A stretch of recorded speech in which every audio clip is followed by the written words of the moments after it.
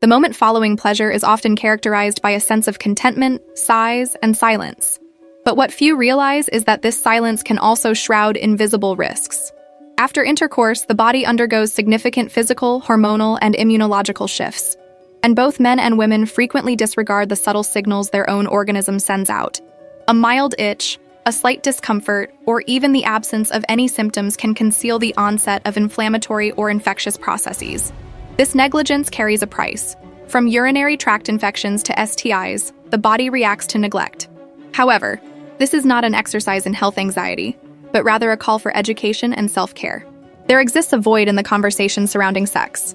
We speak about prevention beforehand, but rarely about the importance of care afterward. And it is precisely in this aftermath that much is decided. Immediately following sexual activity, urination is not a trivial matter.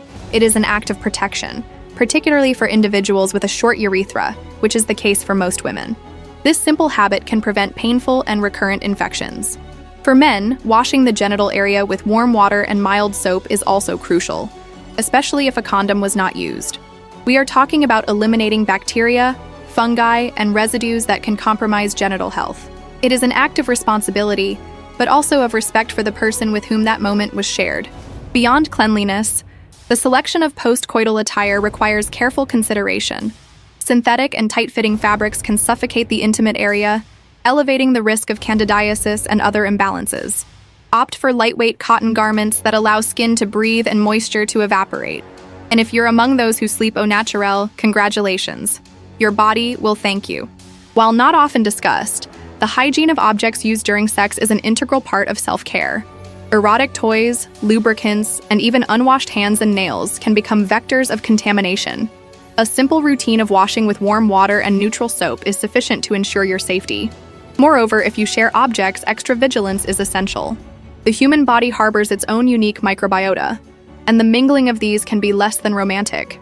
Another often overlooked aspect is the care of the genital skin. Minor cracks, irritations, or allergies to fabrics and lubricants can create vulnerabilities for more serious issues. Experiencing burning, discomfort, or noticing changes in the odor and color of secretions? This is not trivial, it's a red flag. The body communicates, and it's up to you to listen. During menstruation, care should be intensified. The body is more sensitive, the vaginal mucosa is more exposed, and the risk of bacterial proliferation is heightened. Sexual intercourse during menstruation is not inherently problematic, but without proper precautions, it can lead to complications. Never, under any circumstances, forgo the use of condoms, even during menstruation. Blood is not a barrier to STIs. If you've made it this far, it means you care about your body and your well-being. So take advantage of this moment and subscribe to the channel, because here, we keep it real, raw, and honest, offering information that could truly transform your life. Tell me in the comments, were you already aware of all these tips?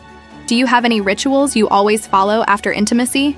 Let's share genuine experiences without judgment. Here, we're all in this together, learning and growing. Caring for the body is important, but tending to the emotional aspect is equally crucial to the sexual experience. The post-coital period is a moment of shared vulnerability, where tenderness, listening, and respect become paramount. A light touch, a compliment, a simple, "How are you feeling?" can foster a deeper connection than 1,000 words spoken during the act itself. We're not just talking about romance, but about emotional responsibility. Even casual sex demands empathy. The other person is not merely a body. Dialogue is a powerful tool. Discussing the positive aspects, areas for improvement, and individual feelings is not drama. It is maturity. It is through this exchange that trust is built and future frustrations are avoided. Most importantly, it is in this conversation that you discern whether you are truly respected in the relationship. Make it a practice to regularly observe your intimate area. Minor changes such as wounds, warts, moles, or unusual discharge are significant indicators. Remember, the earlier something is identified, the simpler treatment typically is. Regular checkups, routine consultations with a urologist or gynecologist, and STI testing should be part of your schedule, not merely an emergency measure. If you think that's an exaggeration, consider this.